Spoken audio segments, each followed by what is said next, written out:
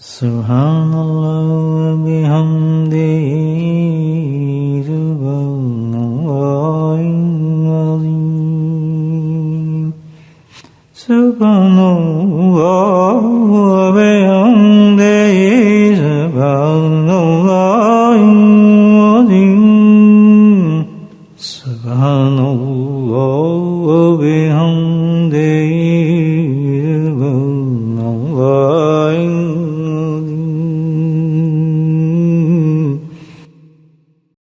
نحمده ونصلي على رسوله الكريم اما بعد قال الله تعالى في القرآن المجيد فاعوذ بالله من الشيطان الرجيم بسم الله الرحمن الرحيم ان الله وملائكته يصلون على النبي يا ايها الذين امنوا صلوا عليه وسلموا تسليما اللهم صل على سيدنا مولانا محمد المعدن الجود والكرم اللهم صل على سيدنا مولانا محمد وآله الف الف مرة اللهم صل على سيدنا مولانا محمد وآله وصحبه وسلم.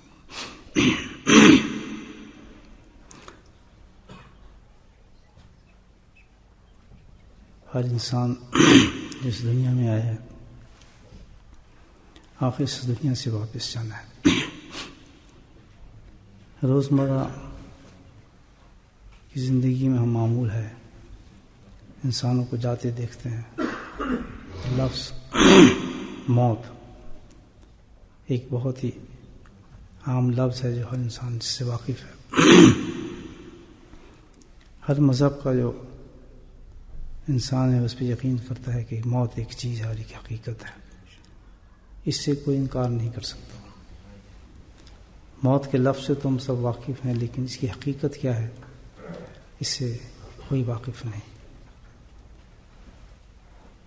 کیا چیز ہے یہ, کیا حالت ہے اس کی جو انسان اس دنیا سے جاتا ہے اور کس حال میں ہوتا ہے. مشہور فقی محدث ابو الحسن صدیق سمرقندی رحمۃ اللہ علیہ ایک نقل کرتے ہیں حسن رضی اللہ تعالیٰ عنہ سے روایت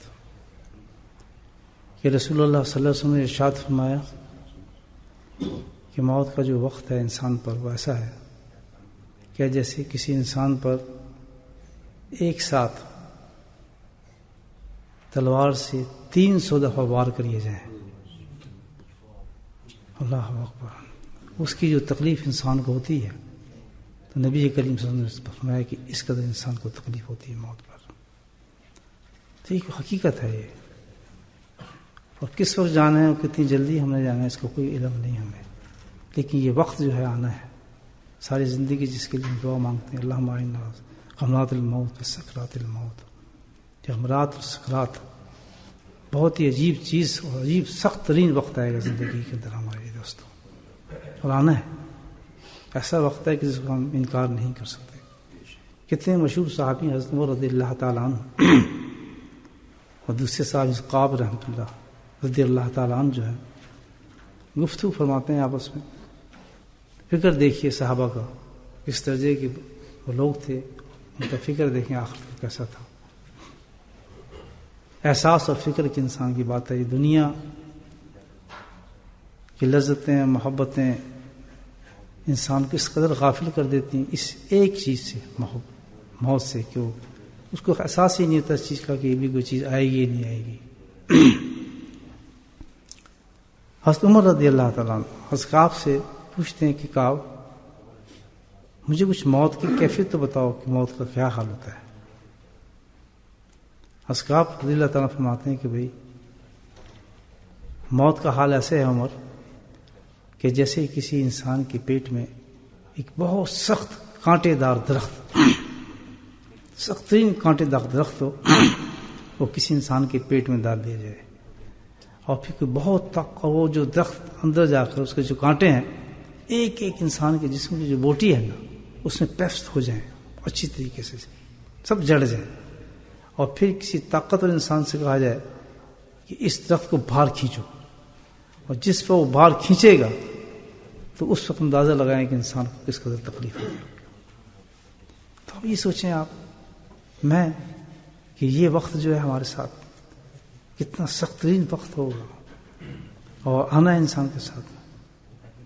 نبی کریم صلی اللہ علیہ وسلم نے اس کا علاج بتایا ہمیں سرکاری ارشاد فرماتے ہیں کہ بھائی اس کا جو کتنا سخت وقت کا علاج کیا ہے؟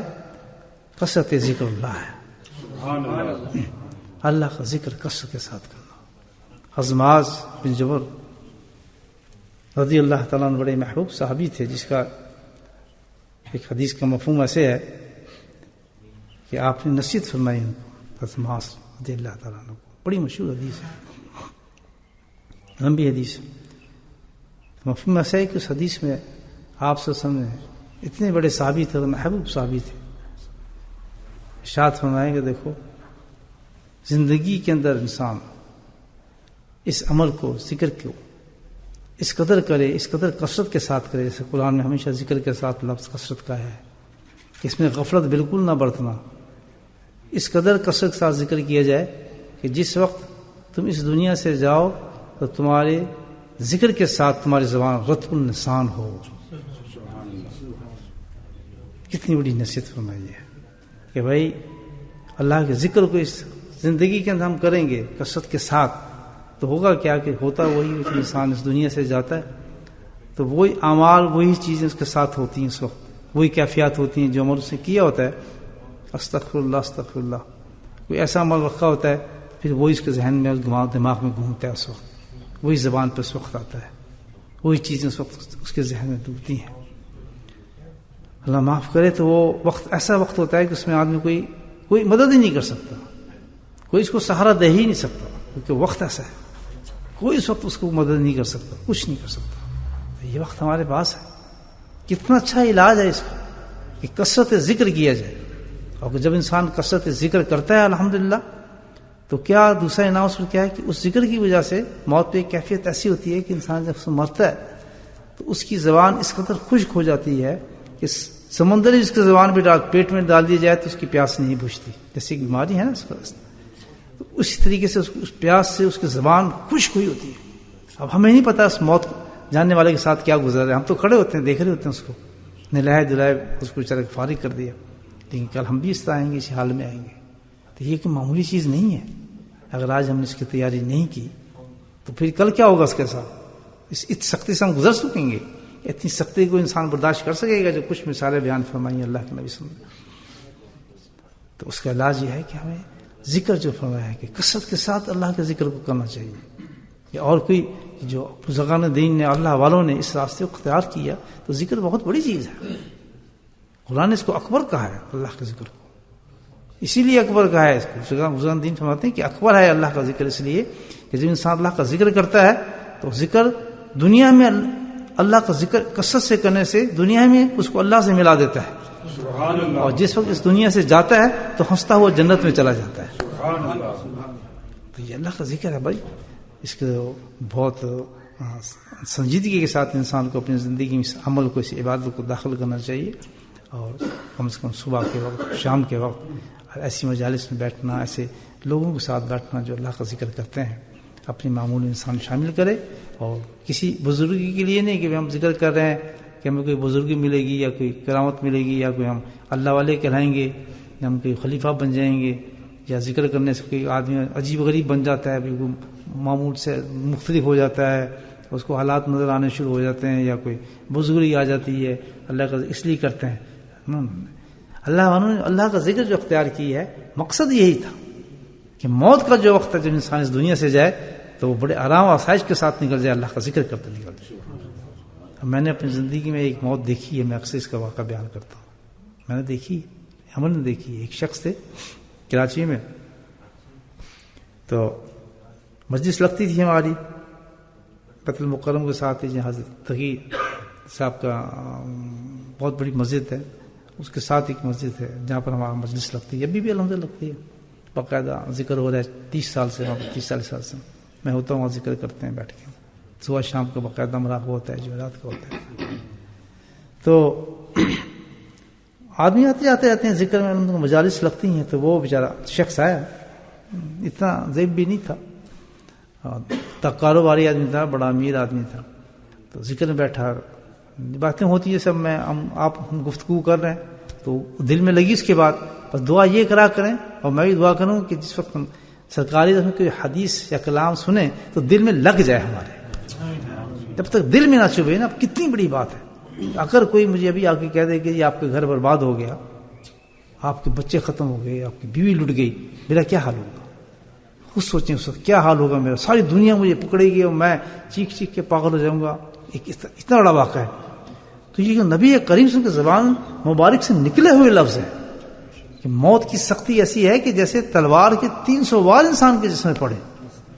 تو جن کے یقین بلند ہوتے ہیں، دل کے دل بنے ہوتے ہیں، جن کے احساس جاگا ہوتا ہے، جن کی روحیں زندہ ہوتی ہیں، جن کے اندر نور پہنچا ہوتا ہے، تو وہ تو ایسی احادیث سننے کے بعد تڑپ جاتے ہیں اور پریشان ہو جاتے ہیں کہ اللہ ہمارا کیا حال بنے گا، ہم کیا کریں.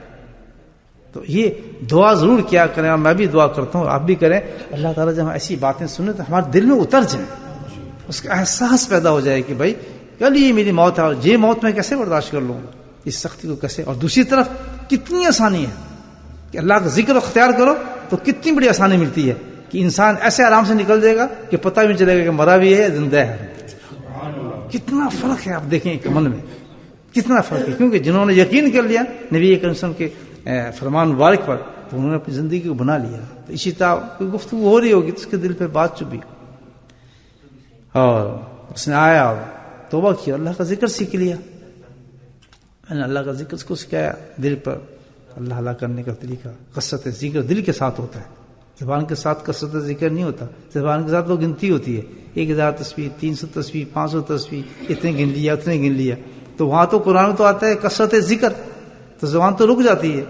الذین یذکرون قیاما وقعودا، تو اللہ تعالیٰ نے جو معیار دیا ذکر یہ دیا ہے کہ چلتے بھی، اٹھتے بھی، بیٹھتے بھی، سوتے بھی، جاگتے بھی مجھے ہی یاد کرو بس، اور کچھ نہ ہو. قرآن تو یہ بتا رہا ہے، اور ہمیں پتہ ہی نہیں ذکر ہے کیا چیز. کبھی سوچا بھی نہیں کہ بیٹھ کے ذکر کریں. کیا اونچا معیار ہے جو قرآن دے رہا ہے. یہ قرآن ہے اتنا اونچا معیار دے رہا ہے کہ کثرت کے ساتھ ذکر کرو جہاں بھی لفظ ہے. تو ہم اس کو زندگی میں سمجھتے نہیں کہ عام چیز سمجھتے ہیں، بات ہی نہیں. اور نہ ہی ہم اپنے بزرگوں کی زندگیوں کو ہم دیکھتے ہیں، نہ قابرین کے محفلوں کو ہم یاد کرتے ہیں، نہ ان کی زندگی سوانح پیہڑت پڑھتے ہیں. حضرت شیخ رحمۃ اللہ کی زندگی اٹھا کر دیکھیں کہ رمضان میں ان کا کیا معمول تھا اللہ کے ذکر کا، کس قدر اللہ کا ذکر ہوتا تھا. مساجدیں جو ہیں وہ گونج ہوتی تھی اللہ کے ذکر سے اور قرآن سے، تلاوت قرآن سے. پورا رمضان ذکر کے اندر فنا ہوئے ہوتے تھے وہ لوگ. بڑی بڑی خانقاہوں میں جاتے تھے، جا کر خانقاہوں میں اپنی زندگی گزارتے تھے اور اللہ کا ذکر استعمال کرتے. کیوں کہ ان کے شعور جاگ چکے تھے، ان کا ضمیر زندہ تھے. وہ حدیثیں سنتے تھے اور اس پہ روتے تھے اور فکر کرتے تھے کہ بھائی ہماری زندگی میں کیسے چیز ہوتے ہیں. ہم سنتے ہیں سطحی طور پہ سنتے ہیں، بس تقریر سمجھتے ہیں، بات ختم کر دیتے ہیں. تو وہ جو شخص تھے آئے ذکر سیکھا. اب ہمارے تو پشتوں پہ لکھی ہے کہ سانس ہمارے اتنی ہے، ضروری نہیں ہے کہ یہ بیماری ہے یا کوئی ڈاکٹر کے پاس جائے، کوئی ایمبولینس ہے. وہ تو لکھا ہے ہمارے پیچھے کہ ہمیں اتنے سانس کے بعد فارغ ہو جانا ہے. انہوں نے سلام کریں گے بھائی ختم، آپ کے سانس ختم ہو چکے ہیں، آ جائیں. کوئی ضروری نہیں کہ بیماری ہو یا سرٹیفکیٹ میں. تو وہ ہمیں کیا پتا تھا کہ اس انسان کی موت آنے والی، وہ بیچارہ گزرنے والے زندگی کے ساتھ جانے والا ہے. تو وہ بیچارے آئے تھے، ذکر شروع کر دیا، اللہ کا ذکر کیا، ذکر کیا، ذکر کیا، ذکر کرتے رہے اللہ کے بدل سے. موت آ گئی بیچاروں کی. تو موت کے وقت دیکھا ان کو اللہ، وہ سکرات کے عالم کے اندر تھے. تو ڈاکٹر جس طرح کوشش کرتے ہیں کہ ان کو جو ہے زندگی دی جائے کس طریقے سے، اور ان کو جھنجھوڑا جائے، بتایا جائے کسی کو اللہ کوئی شاید پھر کوئی سانس لے لے پھر زندگی آ جائے. اس کوشش میں تھے. تو کہاں زندگی آنی، وہ تو ختم ہو چکی تھی. تو بہرحال وہ تو بیچارے فارغ ہو کہتے تو ختم ہو چکے ہیں، لیکن وہ ختم نہیں ہوئے تھے. وہ اللہ کا ذکر کرنے والا شخص تھا. اس نے ایسے نہیں جانا تھا، اس نے اللہ اللہ کرنا سیکھا تھا اور کرتا تھا. اس نے کیا کیا، آنکھ کھولی. دنیا نے دیکھے، آنکھ کھولی یوں دیکھا اور کہا اللہ اللہ اللہ اللہ کو. تو کہاں سکرات اور کہاں غمرات بتائیں آپ کو، کہاں اللہ کا ذکر. آپ تو بھائی اس پہ ہمیں فکر کریں. یہ ذکر کی مجالس جو ہیں یہ کسی مقصد کے تحت جو بزرگان دین اس کو کرتے ہیں اور سیکھتے ہیں. جتنی بھی رغبت اور محبت کریں گے اللہ علیہ کی صحبتوں میں ہم بیٹھیں گے آج، تو کل اس کا فائدہ ہوگا.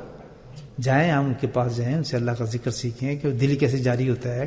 دل کے بعد بھی ہمارے اندر بہت سی چیزیں ہیں جہاں ذکر ہوتا ہے. دل ہے، روح ہے، سر ہے، قلب ہے، اللہ نے پورا نظام دیا ہوا ہے جو وہ اللہ کو یاد کرتا ہے. ہمیں تو پتہ ہی نہیں، مردہ ہی اندر سارا کچھ ہمارا. جب تک ہم کسی اللہ والے کے پاس نہیں جائیں گے، ڈاکٹر کے پاس جائیں گے، تو مرض کیسے پتہ چلیں گے، مجھے بتائیں. تو جانا چاہیے ہمیں. اپنی نفس کو ذرا ڈاؤن کریں، اپنے آپ کو نیچا کریں تھوڑا، اور کہیں کہ بھائی ہمیں سیکھنی چاہیے کسی اللہ والے کے پاس. یہ ہمارے پاس نہیں ہے، چلیں ہم سے کہتے ہیں حضرت ہم یہ ہمیں ذکر سکھاتے ہیں تاکہ اپنی زندگی کو ہم ذکر کے ساتھ شروع کریں. اللہ پاک مجھے بھی آپ کو توفیق نصیب فرمائے. اور الحمدللہ اب تھوڑی دیر کے لیے اللہ کا ذکر کرتے ہیں.